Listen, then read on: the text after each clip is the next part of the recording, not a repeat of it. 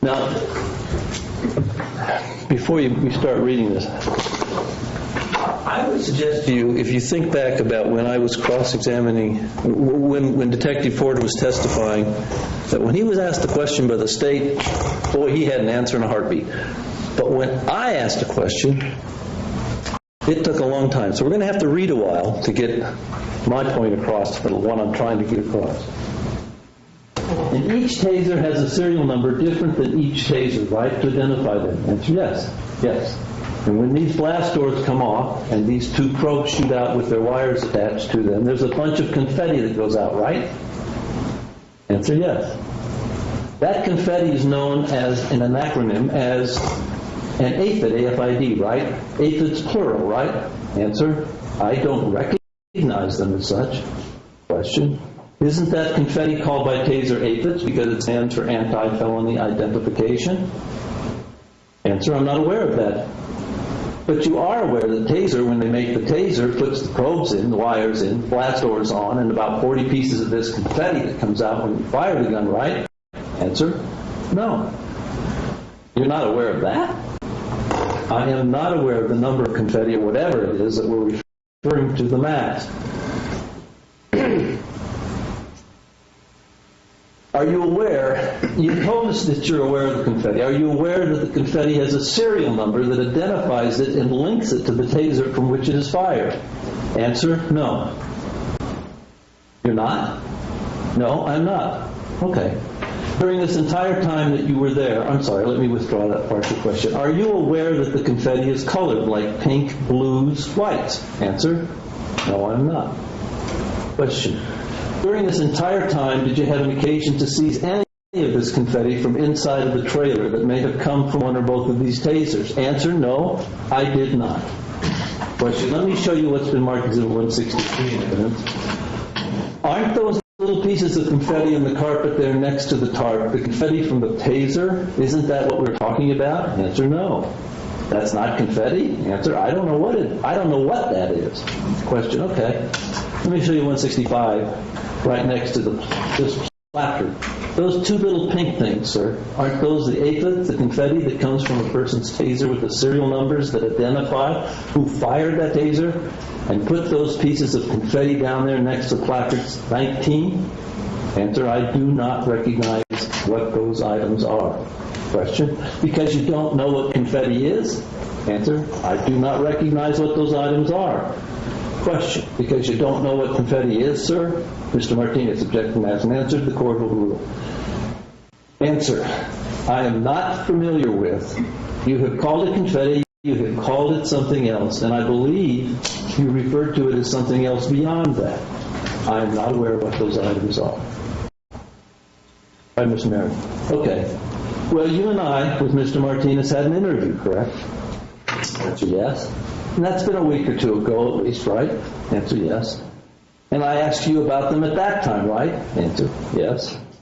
And you indicated, okay. And since that time, since I asked you about these aphids and confettis in your interview 2 or 3 weeks ago, you haven't done any research to find out what they were. Answer, no.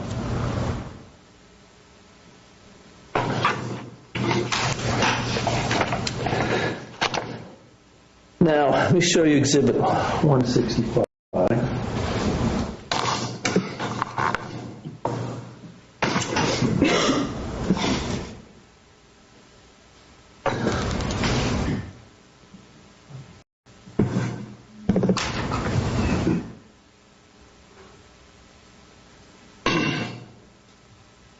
This is one of several that are in evidence.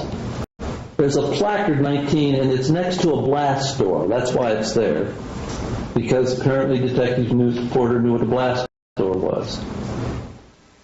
But right down beside it are these aphids. These pink identification aphids, confetti, that come out of the taser.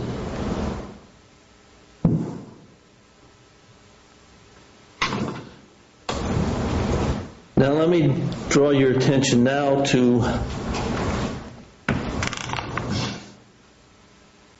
Mr. Porter's answer, Detective Porter's answer concerning taser aphids. Page 26 on his redirect by Mr. Martinez. And why, and with regard to this confetti coming out and seizing it as part of the investigation, who made the decision as to whether or not to seize this confetti? Answer, I did. Question, and why is it that you did not seize the confetti? Answer, it was of no value.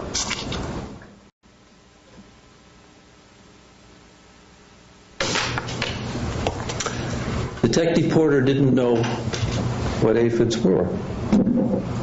It had nothing to do with whether he thought it was of no value or not, I suggest. That's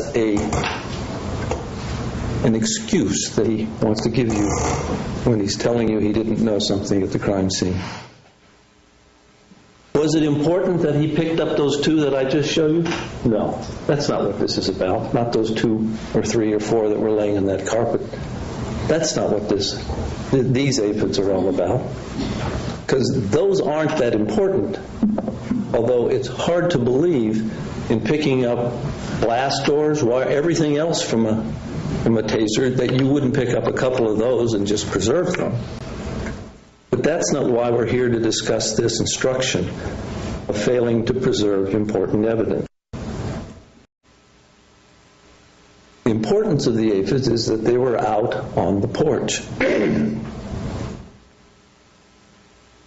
Detective Porter didn't see any and didn't tell you about any because he didn't know what they were. So he couldn't have known they were there, couldn't have known to seize them.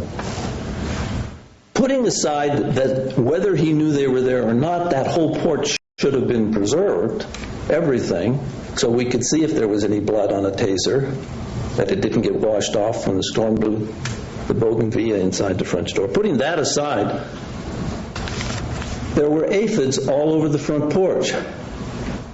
My colleague, I think, suggested to you yesterday that 3 or 4 of the police officers who have testified in this case, or Rich Chrisman, threw those aphids out there, picked them up from inside, put them out there. Well, let me back up a minute. This story from the prosecution yesterday about this conspiracy to help Rich Chrisman stage this setting out on the porch. Let's think about that. Putting aside that, why would Sergeant Agia, with 17 or 18 years of the police force, come in and perjure herself about aphids? Why would she do that? Why would Rudy do that? Why would all these people commit perjury over some aphids in the front porch? Putting that aside.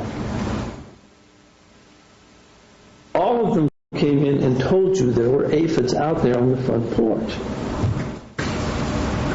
They can't all be mistaken. They were all out there. Where exactly? Some saw here, some saw there. But they couldn't have come from inside, and there's no evidence they came from inside. And frankly, if they'd have come from inside and they'd have picked them up outside, and he knew enough to pick them up, they'd have had maybe Rich's serial number on them, and boy, then they'd have caught these 4 or 5 officers who were putting their whole lives on the line to help this guy that morning. But wait a minute. How would they know to do that? Because nobody knew. Nobody knew anything when they arrived at the scene except Rich Chrisman and Officer Virgillo. I mean, they said that everything came and everything had happened, and there was this scar put here and this thing put here. I mean, why would these 4 officers who the state is telling you that staged this scene out on this porch, how would they know how to stage it? Where would they get all this information? Where's the evidence of that? Because that's why we're here. You see, it's their job, not my job, not Rich Chrisman's job, not Mr. Gans or Ms. Wildman's job. Our job isn't to prove anything. All we have to do is sit and make them prove that Rich Chrisman is guilty beyond a reasonable doubt. Beyond a reasonable doubt. We're not here to guess or suppose or maybe, or it's a 50-50 chance that this was the first shot. It was. I mean, 50-50 chance, that's not reasonable doubt, that's doubt.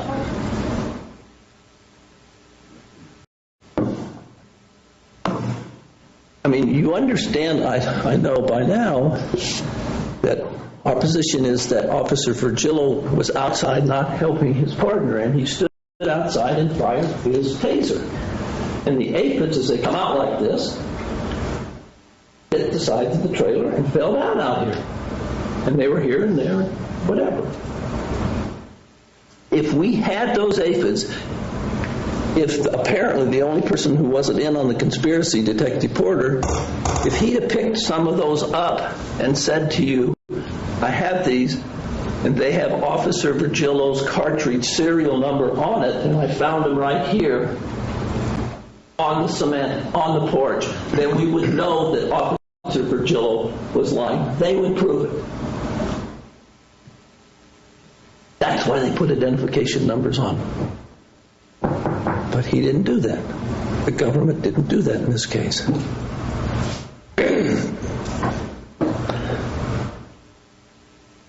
So,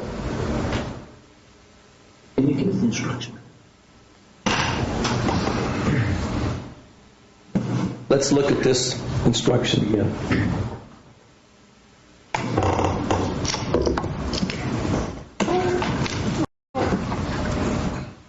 If you find the state has failed, has lost, destroyed, or failed to preserve evidence whose contents or quality are important to the issues in this case, and the explanation for the loss, destruction, or failure to preserve is inadequate, you may assume that the evidence was unfavorable to the state.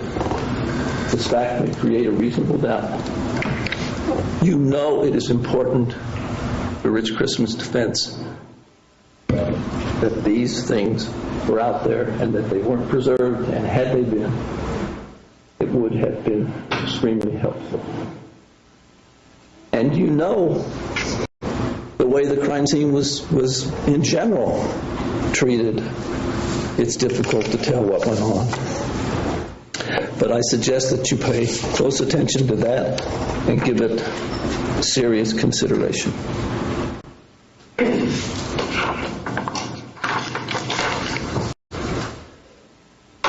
A few brief words about Lon Bartel. He told us how all cops in Arizona are trained.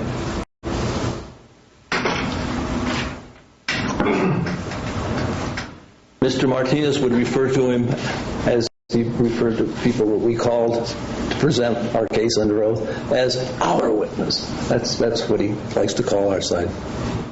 Well, Lon Bartel is a Phoenix police officer, and he has an occupation on the side where he is an expert witness, holds himself out to be an expert witness. And Lon Bartel told you he was a master in tasers, and that he was aware and was involved in officer training. And there's a thing called ASPOST, and it's like MVD, the Motor Vehicle Department. You and I want to drive a car. The state of Arizona's got a department called MVD, and we got to go pass a test. And if we pass it,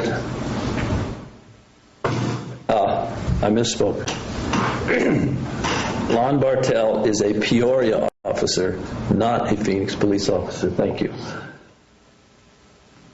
MVD won't give us a license unless we pass a test. Well, the police, the people who want to have police license have a thing called Arizona ASPOST. And to get a license to be a police officer anywhere in the state, Phoenix, Peoria, Surprise, DPS, you've got to pass their test and be certified by ASPOST. And Lon Bartel told you that he was an expert in knowing how officers are trained. Lon Bartel didn't know Rich Chrisman before this. He's not a friend of his. I think he said he'd met him for a brief moment. He came in as an expert to tell you about how police officers are trained in the state of Arizona. He told you and explained to you that they are taught to react. Now, I don't want to say this, but I don't really mean it quite like it sounds. They're told to react, not think. Of course, they're supposed to think. But the theory is you teach somebody to do something so often that you do it instinctively. I mean, that's how Rich Chrisman was trained. And that's how he was able to go through the force continuum, as Mr. Bartell told you, inside this trailer in 5 minutes with this suspect, because that's how they're trained. They're trained to react. They're trained to talk. Danny, come out and talk to us. Danny, boom, the door's shut, or tried to be shut. Danny, you've got to come out. Your mother's called us. Danny's not. Hands on. Don Bartell told you how Rich Chrisman and the other officers were trained. And he told you,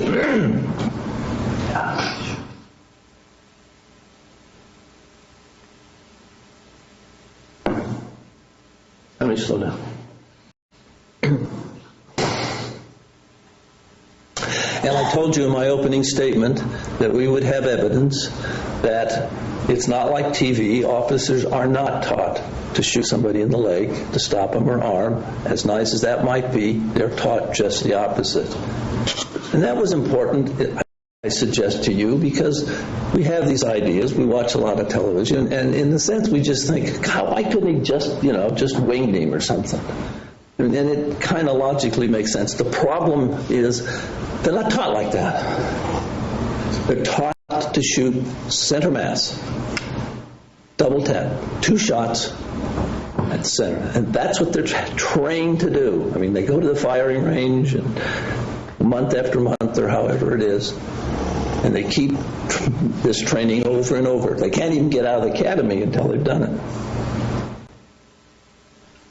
And this training teaches them to react and not have to think about, well, what should I do?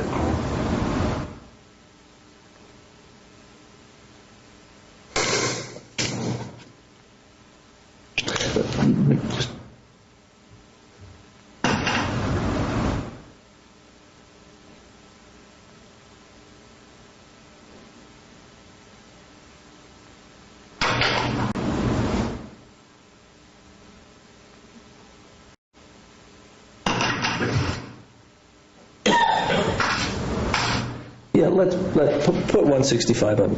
Lon Bartell told us a lot about tasers, and he told us from the viewpoint of somebody who was a master taser instructor. It seemed like he knew all about it, and I suggest he did. And he told us about these aphids I talked to you just a little while ago, and he pointed them out. He told us about the blast doors. He told us about the wire. He told us about the probes. And he told us about the importance of them. And there's no reason I suggest that Mr. Bartell should not be believed. He told us also about pepper spray. Now, you'll remember Rich Chrisman told you about pepper spray. And he told you how he was taught. And he told you not only was he taught at the academy, but he told you he was later retaught or retrained or went through it again. They changed, I believe, the spray to the stream, or they changed whatever type they were using, because I think there was some testimony about it caught on fire. But whatever it was, Rich Chrisman was trained twice in it. Went through the training twice in it.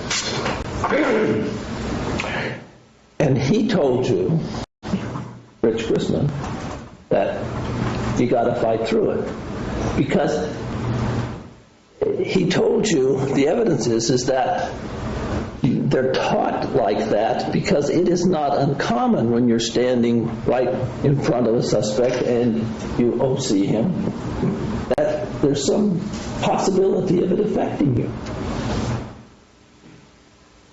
The police trainers know that. They know that it's not like a taser. You don't have to be tased to know how to use a taser. They don't shoot them with a taser. We didn't hear anything about that. But with the OC, it's different. And since they know when an officer is going to use it, there's a good chance he's going to be affected about it. What do they teach them to do? They teach them they have to fight through it. They can't run away. Lon Bartell told you about that. Told you what an officer has to do. Can there be any question that Sergio Virgilio choked up a little bit and ran away? There can't be.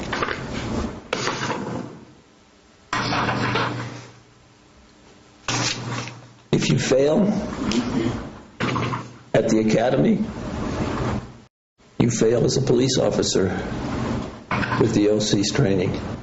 And if you fail at the crime scene during your duties, you also fail as a police officer. And that's what happened in this case with Officer Virgilio.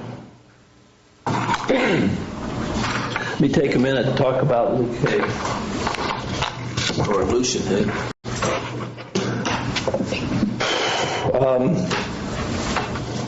Put aside the fact that he thinks the sternum is cartilage and not a bone, even though they call it a breastbone. Put aside that he doesn't think that when a bullet goes through the body, path can be changed or that is affected. Put that aside.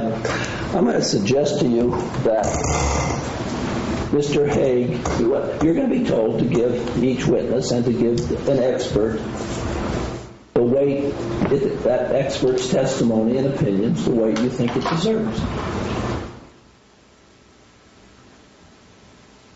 And I'm sure that Mr. Martinez could pick at a couple things that my experts said that weren't quite right. And I'm sure I could find a couple things with their experts that aren't quite right. But there has to come a point where an expert is so incorrect that there really isn't any reason to give that expert opinion any value. And here is what Luke Haig said when Mr. Martinez was questioning, not me. In your reading of the medical examiner's report, did you find whether or not, did you read whether or not there was any stippling or sooting on the left arm? Answer, I looked for it in photographic form and written form and found none.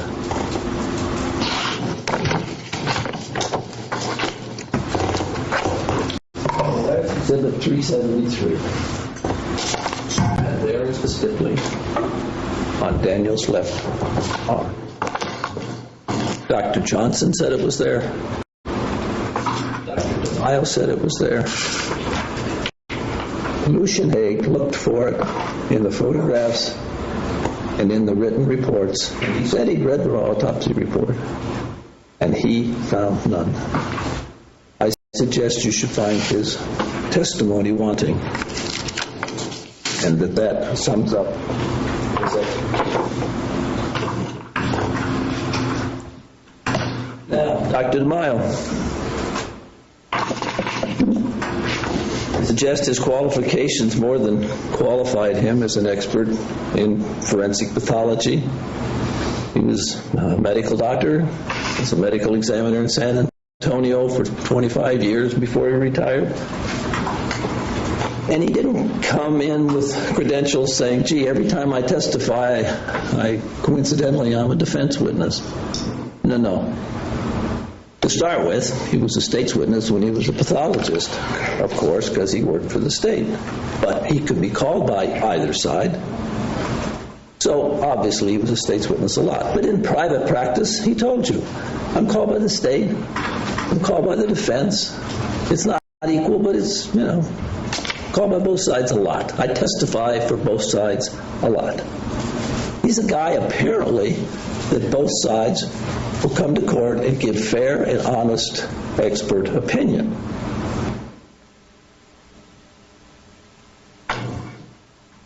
And concerning this theory that Mr. Martinez has regarding where Danny put his hands up and then it came down, somehow he was doing this and then like this. Do you remember when Mr. Martinez, or I hope you do, when Mr. Martinez asked him about that, and Dr. DeMaio said, it's possible, but it's unlikely. It's pure speculation. That was his opinion. In other words, it's possible. But we're not here for the possible. We're here for these gentlemen to prove this gentleman guilty beyond a reasonable doubt. Not to prove that he possibly, that might have happened. He was very clear about the bullet through the body, the one that went through and ended up in the wall. He said that is not to be taken as good, honest evidence, because you can't count on that body bullet because of what the body does to it when it goes through. It hits the cartilage. It's the sternum, the chest bone, interferes with the fifth rib, and it's wobbly. It's no longer stable. And so his expert opinion was that you can't use that as a head on as to what happened. He said the bullet in the body, that's the one that lets him give his opinion that Daniel was leaning forward at the time, the one that stayed in with its downward path. And that was his opinion. And I suggest to you it was a credible opinion and one that you could rely upon.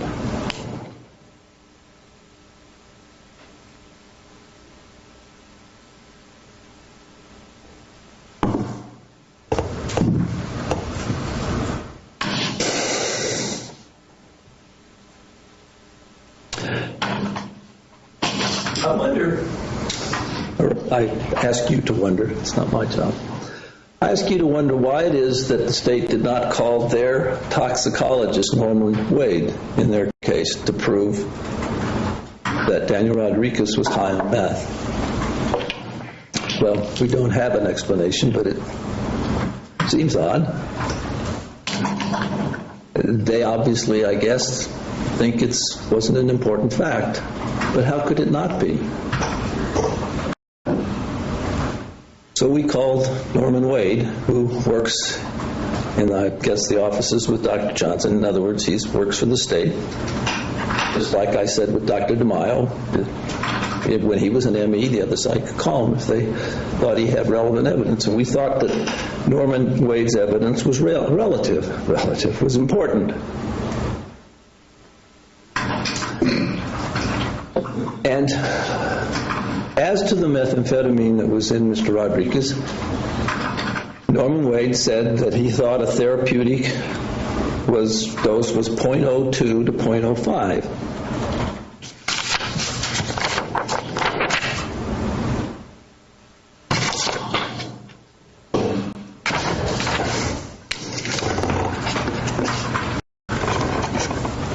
And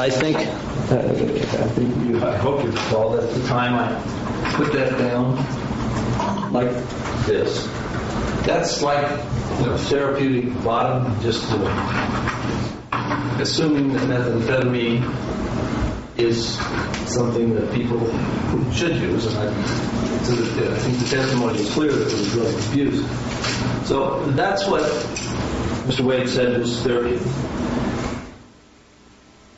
And then he told us that when he did his calculation, toxicology, it was 0.62. That's what he found. That is a long, long way from 0.02 to 0.05.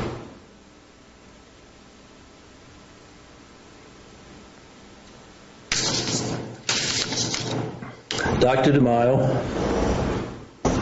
with his years of training, with his years of being a medical examiner, a forensic pathologist, and the director of the San Antonio lab out there in Bexar County, but Bexar with an X in it. I remember that. They spelled Bexar, B-A-X-E-R, yes. He told you that that level is a very high level. There is no question that Daniel Rodriguez was high. And when asked about how it would affect someone, he told you first that it counter-affects an OC spray. That it counteracts the effect of a taser, and it suppresses pain and fear. Well, that sounds logical, doesn't it? It sounds like what happened in this case. It sounds like an explanation for why Mr. Rodriguez acted like he did. It sounds like Dr. DeMaio knew what he was talking about. He said it causes aggressive behavior, paranoia, psychosis, and have people get assaulted. And he told you how it affect the brain and the heart, and how it can cause anatomical changes in the brain, and in fact ends up injuring even the nerve cells in the brain.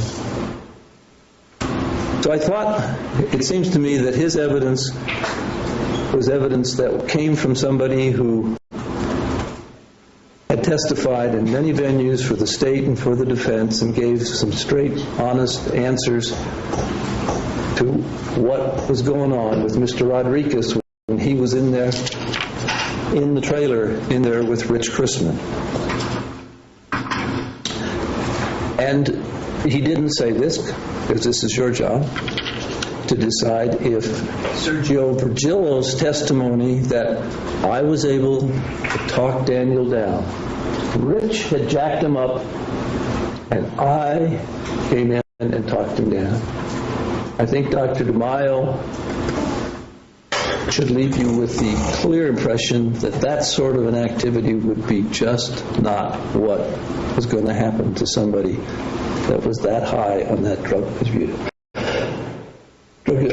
abuse. You can look at the photographs and evidence and see what kind of drug use and make your own opinions that Mr. Rodriguez was on. I mean, his mother in the 911 tape speaks to it. Listen to that.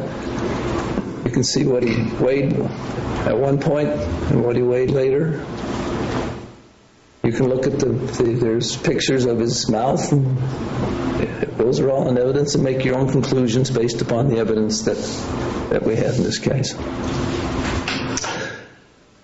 Let me talk to you about then it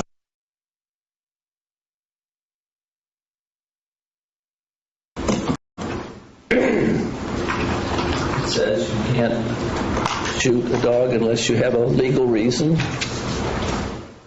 And Mr. Martinez, I suggest, left you with the ludicrous explanation that only a person that's with the SPCA can lawfully kill a dog. That if I have a pit bull coming at me and I don't have a right to kill it. I don't think that's a reasonable analysis of that statute. I think that a police officer that is being threatened by a pit bull to do what he did. So it seems, I suggest to you that would mean that Mr. Chrisman is not guilty of that charge. The aggravated assault statute, one part of it deals with the gun, so we don't have to worry about that. Mr. Chrisman had a gun.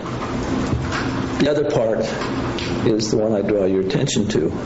Intentionally put another in reasonable apprehension of immediate physical injury.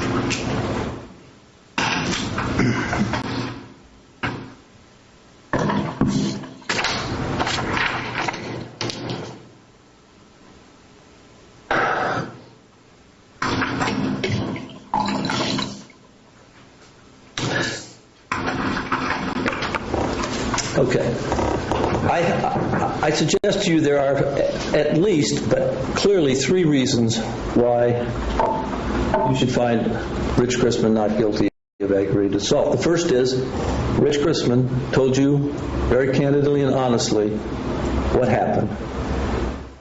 And he said, I did not do that. Secondly, if you look at the language of the statute, intentionally put another person in reasonable apprehension of immediate physical injury, and you look at Sergio Virgilio's testimony, if that's what they'd like you to believe, on page 43, here's what he said to him. Right after he says this gun to the head thing.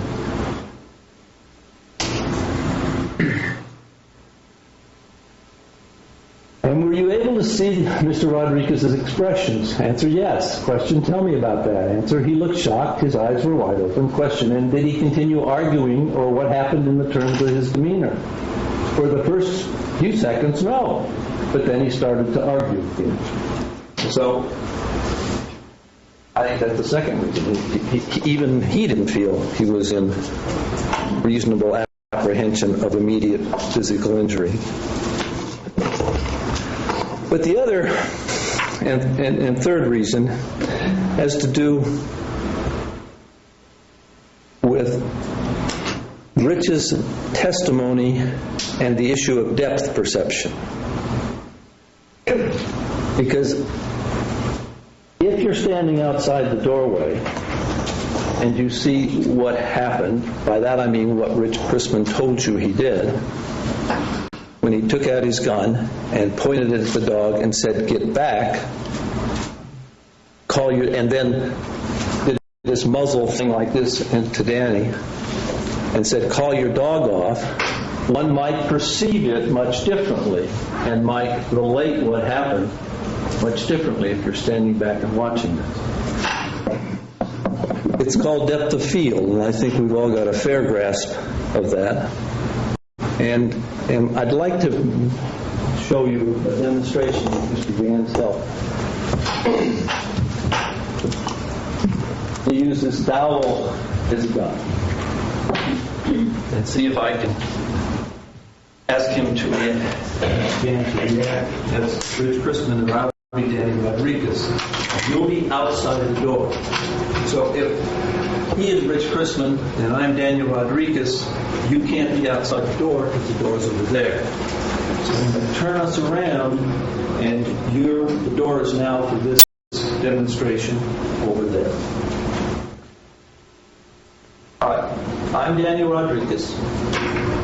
And Rich Chrisman, I suggest the testimony is, he had a hold of Daniel Rodriguez, and he brought his gun up to the dog, and he said to the dog, get back, and pointed the gun at the dog, and then did the muzzle sweep, and said to Danny Rodriguez, call off your dog. And as you see the weapon, and as you're standing back, the depth of field makes you perceive it differently.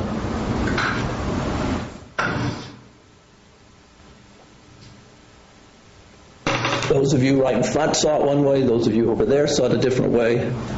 But I think that it's a reasonable explanation of what Mr. Virgilio might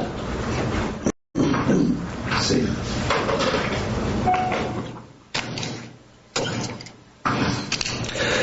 And finally, let's talk about the bike and the final charge of second-degree murder. I'd like to put up Exhibits 364 and 365 before I bring the bike over here and talk to you about it. I got it. These were some pictures from Mr. Hicks' book where he showed us this gun and this stuff coming out. Forget the bullets. There's other things that come out. They've been called gunshot residue. They've been called particles. And you've heard about how they come out, how fast they come out, and the damage they can cause. And then there was another picture in this exhibit, 365, which showed what happened when, at 6 inches away from a piece of metal, sheet metal, I believe, sheet rock, sorry. That was one sheet metal, sheet rock. This sheet rock, what can happen with this sort of thing. I just wanted you to get an idea, apparently, from what these photographs show this kind of stuff is that we're looking for. Okay. Mr. Martinez told you that there was nothing on this bicycle. Okay? Well, number one, what he told you is not evidence. I'm going to tell you, in my judgment, there is, but that's not evidence either. But you'll have the bicycle, and you've heard what this stuff is, and you can take it and draw your own conclusions as to what is and isn't there. This is the bicycle, and this is the side that would be facing Rich Chrisman. So when you're in the jury room, if you look in this area here, you can see stuff, dots, things that are not over here. And if you look here and other places on it, you can see marks, little pinprick holes. You can see stuff in this bicycle. Take a look. And you can see it. Take a look at the other side. And see that it doesn't seem to exist on this side. And I think you could reasonably conclude that Martinez was wrong.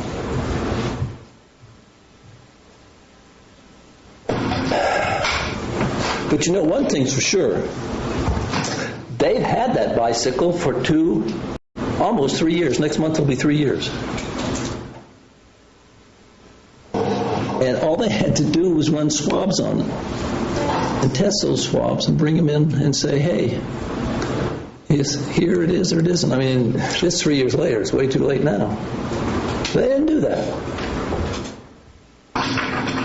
They want you to convict someone by bringing in a bicycle and say, hey, trust me, there isn't anything on this bicycle. But there is. What is it? Mr. Martinez, I have no idea what he's going to say when he gets up, because he gets the last word. But he's going to say, it's the manufacturer's paint job. Well, that'll be his opinion. It won't be evidence. And that's his job to prove that was a manufacturer's paint job. It was his job, and his job, Detective Porter, to swab this thing and find out whether there's any gunshot residue or not. Not ours. It's not our burden.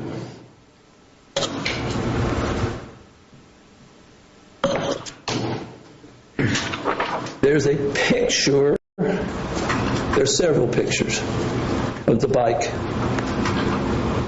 as it came to rest. And there was a demonstration by Rich Chrisman and Pat Gann with the bike, and they did what they did.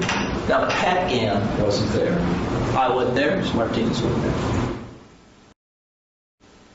And no one is suggesting that what Pat Gann did was exactly what Danny Rodriguez did. No one. It was simply a demonstration of approximately what Danny Rodriguez did, and where Rich Chrisman was, and why he felt his back was against the wall, and why he felt that he had exhausted every other reasonable alternative that a police officer has at his disposal, and why he had no choice to do what he did. But the bicycle ends up with the back wheel, as it was backed out, with the back wheel up on the pot. laying up on a plant pot or a flower pot. So how would a bicycle being wheeled out calmly to go to one's dad, then if he's on the floor, and according to Sergio, it falls over and it lands up on this pot? How would that happen, logically? Or if it's held like this and it hits the floor and bounces on those rubber tires, it makes more sense that that's how it might have ended up like that.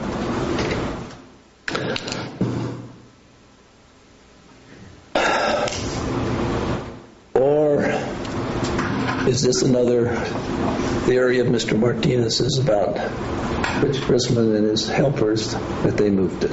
Is that the explanation?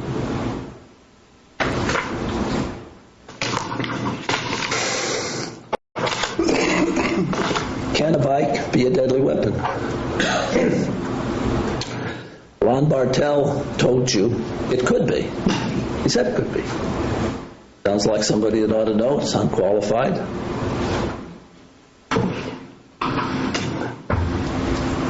Mr. Martinez told you, and I don't, as I'm sure you know, don't agree with many things with him, but he did tell you that a knife can be used as a steak knife or a chicken knife. And if you see somebody cutting, I think he said, well, that's not a deadly weapon.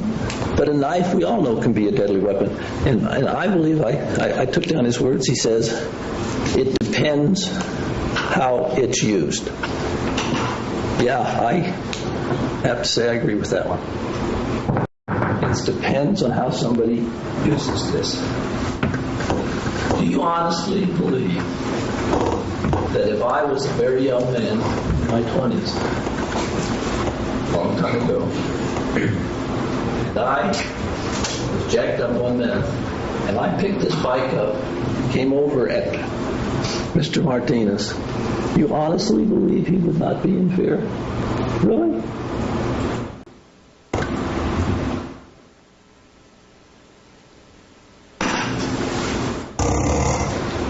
This is that picture I was talking to you about. It's 39. There's the bike up on that part. How could a bike that's being dropped by somebody lift that way, come up like that, and end up on that pot? Just being called and wheeled out by someone. I ask you to take a look at that and come to your own reasonable conclusions. And so,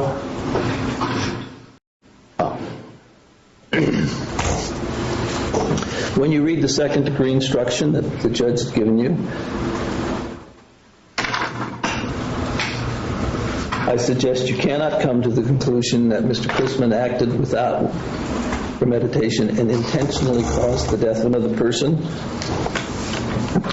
or knowingly that his conduct would cause death or serious injury, caused the death of another person without any logical reasons.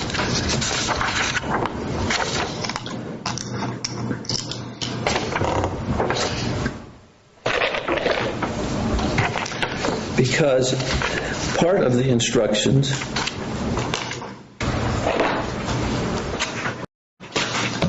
deal with a police officer being justified in threatening or using physical force against another if in the making or attempting to make an arrest or detention or preventing an escape, doesn't apply, such officer uses or threatens to use physical force, and all the following exist. I would ask you to read those carefully and apply them in this case. And I would suggest that you would come to the conclusion that when Rich Chrisman was in there dealing with Dan Rodriguez, that he acted reasonably. Again, hindsight is such a blessing for us, but none of us get to do that. We've got to think about what happened when he was there trying to do what he was trying to do, his job in this very, very small space with this barking pit bull. See, if he acted reasonably, he act as he was trained and taught to do? Was he justified in doing what he did? Because as the instructions say, if you think there's a real possibility, and I'm reading from the instruction, that he is not guilty, you must give him the benefit of the doubt and find him not guilty. That's what the judge has told you.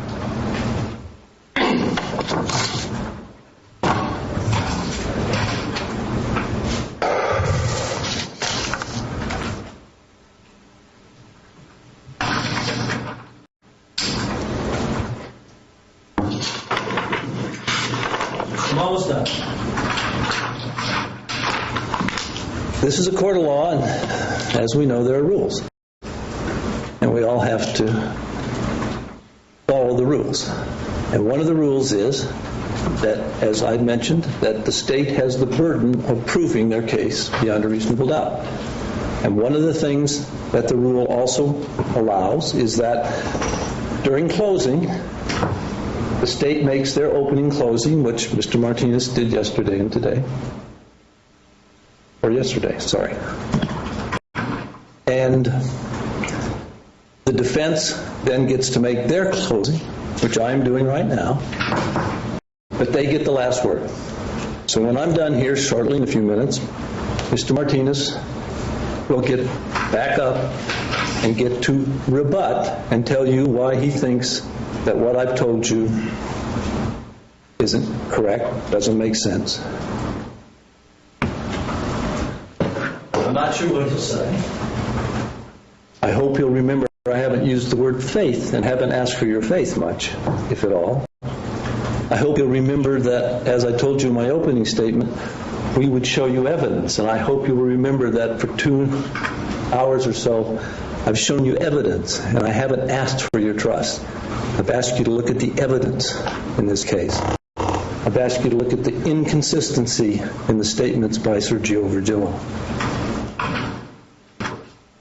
But I can tell you that when I sit over there, I'm going to want to get back up here and say, Mr. Martinez, that's just, But I want to tell you, I don't get that chance. So when he's saying these things, don't wonder what I would say, because I'm not going to be able to tell you. Those are the rules, and that's how they will be enforced today, as they've been enforced as long as I've been a lawyer. But just know, I'd like to get back up here and say something. But I can't. Now,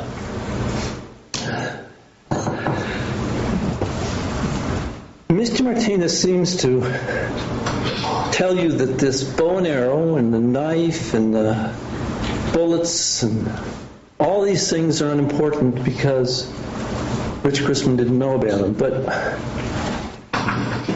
we have never suggested that he did.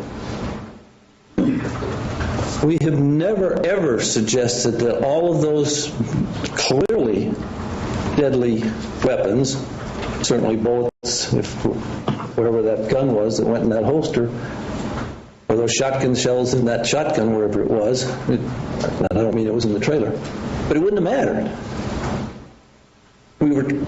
The purpose of those is to show you, and the purpose of bringing Norman Wade in to show you about the level of meth that was Mr. Rodriguez was on, is to show you what the situation was in there and what could have happened if they just retreated and just run away. I mean, Mrs. Fernandez called and said, he's real violent, he's hurting my dog, I'm afraid he's going to hurt me.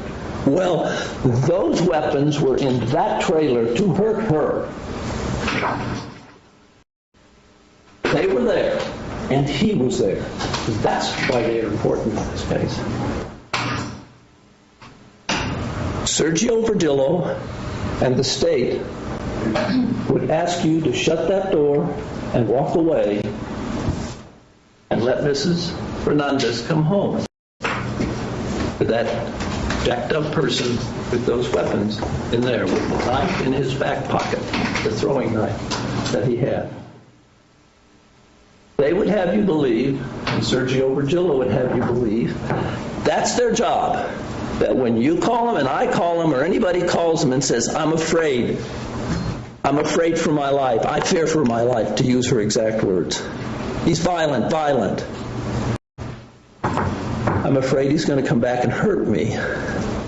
They want you to believe that his job was to leave him there alone so his mother could come back to her home, their home, and he could hurt her. That's not their job. I suggest to you, we all know that. That's common sense. That's why those items were important. You were told about Exhibit 383.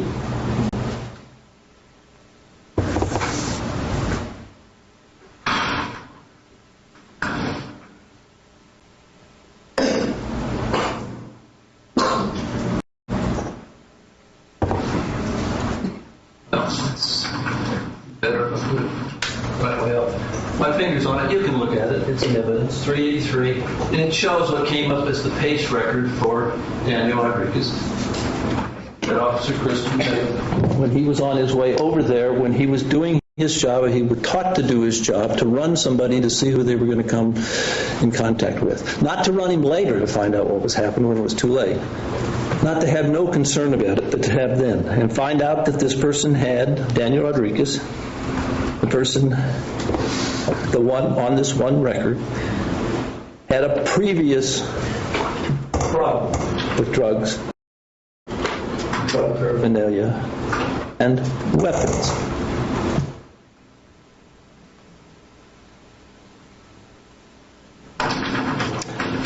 So, I suggest to you that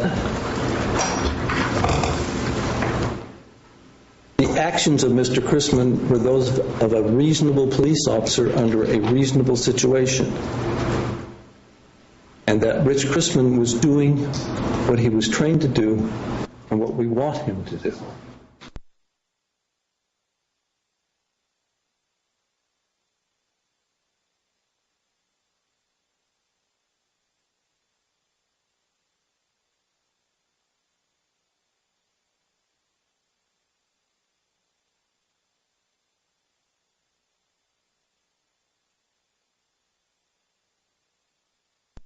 Rich Chrisman knew what he was paid to do, what he was trained to do.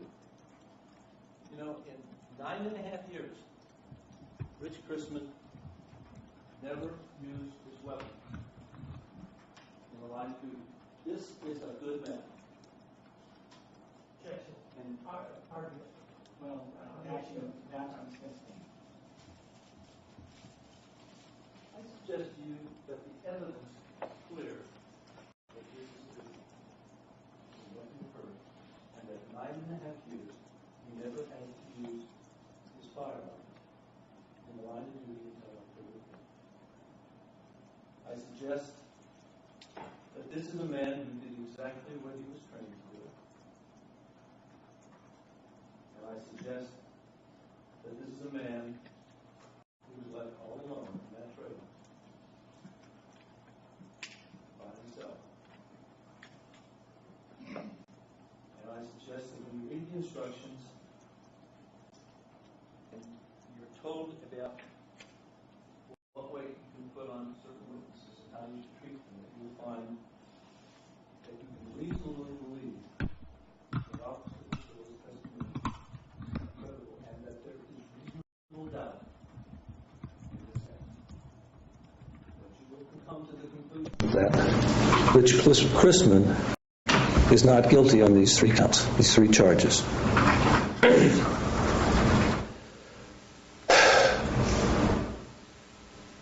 I'm done. Mr. Martinez will talk to you. Judge will instruct you. You'll go back to the jury room. You'll pick a foreman, and you'll deliberate. And at some point, you will come to a conclusion, and you'll reach a verdict and a decision on this. When that's done, your job will be done. And you will go home, and you'll you'll go back to your loved ones and go back to your life that you had and go on about your business. In this case, will be a memory to you. But in your life, it will be over. But for Rich Chrisman, your decision will be the rest of his life. And I leave it in your hands. Thank you very much. Ladies and gentlemen, we'll take the afternoon break at this time. Please remember the admonition. Keep an open mind still. We'll see everybody at 2:45. Jurors are excused.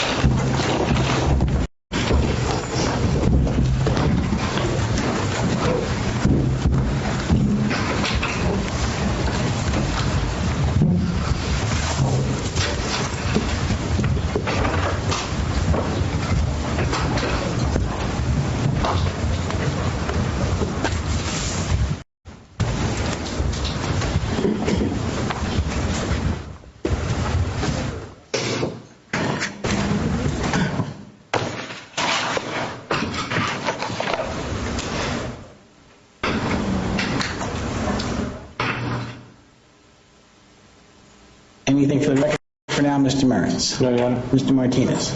I'll see everybody at 2:45.